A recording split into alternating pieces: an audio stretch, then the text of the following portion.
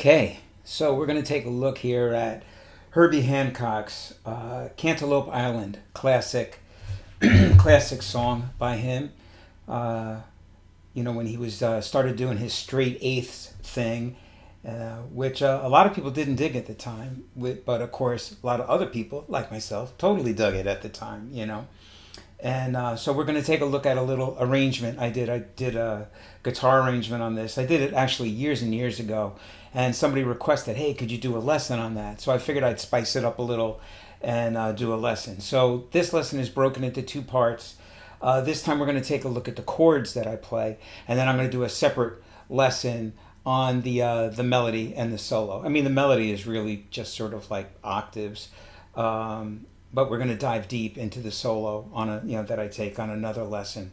So let's get into the chords. So this is a modal tune, so it's not really in a key. On the chart, you'll see that I put it in the key of F, but it's really, I actually put it in the key of F minor, because the key signature is A flat. And so modal songs, the whole idea of having a modal song is to not establish a key center. So this song goes from F minor to D flat 9, or you could think of it as A flat minor 6, and then it goes to D minor, or D minor 11. And so they just go from tonal centers, they don't establish a key. So pretty cool. And I tried to get the piano riff onto the guitar.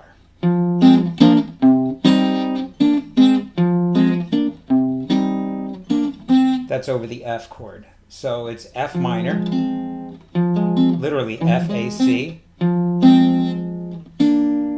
And then I'm playing just B flat and D. And I'm playing those with these two fingers, not my pick. So it's like pick, two fingers, then I have to play the C note, the bass note. Now this here looks like a C minor. It's a C minor chord, but you have to think of this over F minor.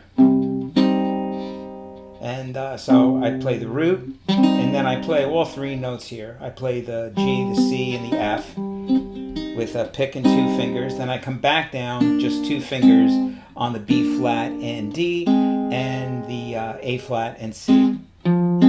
So F, A flat, C, then B flat, D, C, and then G, C, and F, then the two notes again.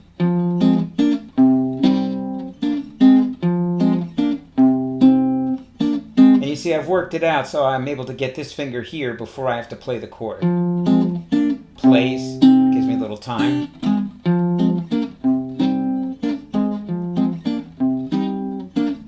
So that's the F minor chord. So now onto the D flat 9 or D flat 7 chord. This is what I play. So I play the root D flat, then I play F and C flat, or B natural, but think of it as C flat because it's the flat 7. D flat, C flat, 1, 3, flat 7. And then I just play the root. Oops, sorry. Then I go to the 5 in the bass, the A flat, and there I play the actual rest of the D9 chord. So I have F, C flat, E flat. And then I just play single notes, D flat, C flat.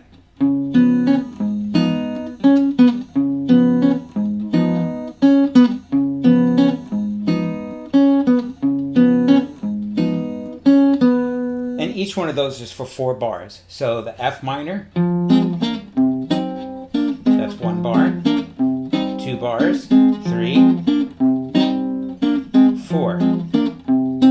D flat, 1, 2, 3, 4. Sorry. And now we go to the D minor 11 chord, and I do something totally wacky here. Wanted to do something different, so I double timed the drums, did a weird bass part, and I wanted to do some what I call altered minor chords, I guess.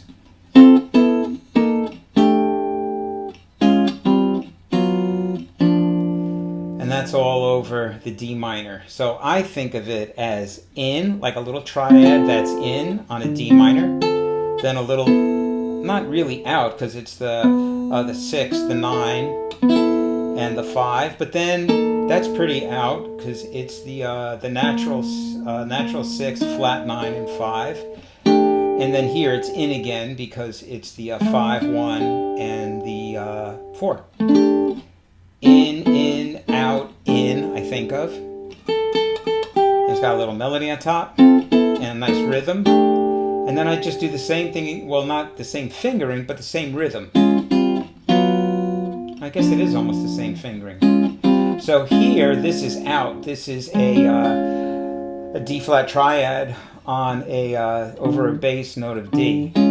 But then the bottom 2 notes move down, and it's a D minor 11. It's the G, the C, and the F. Then this is really out because on the D minor chord I have a major third. I have the F sharp or G flat, the C flat, and the F.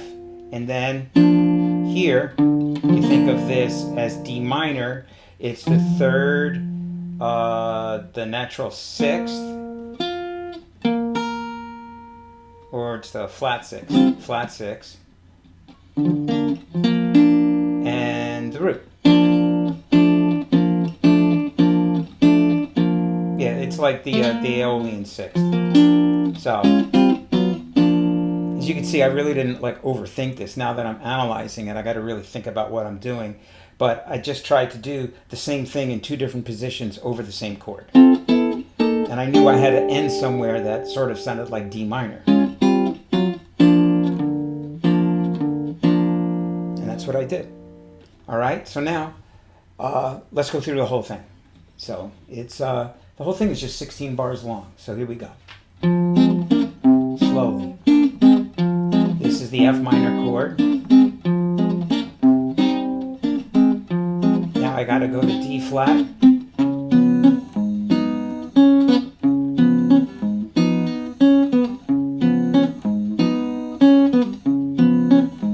D minor. 1, 2, 3, 4. 1, 2, 3.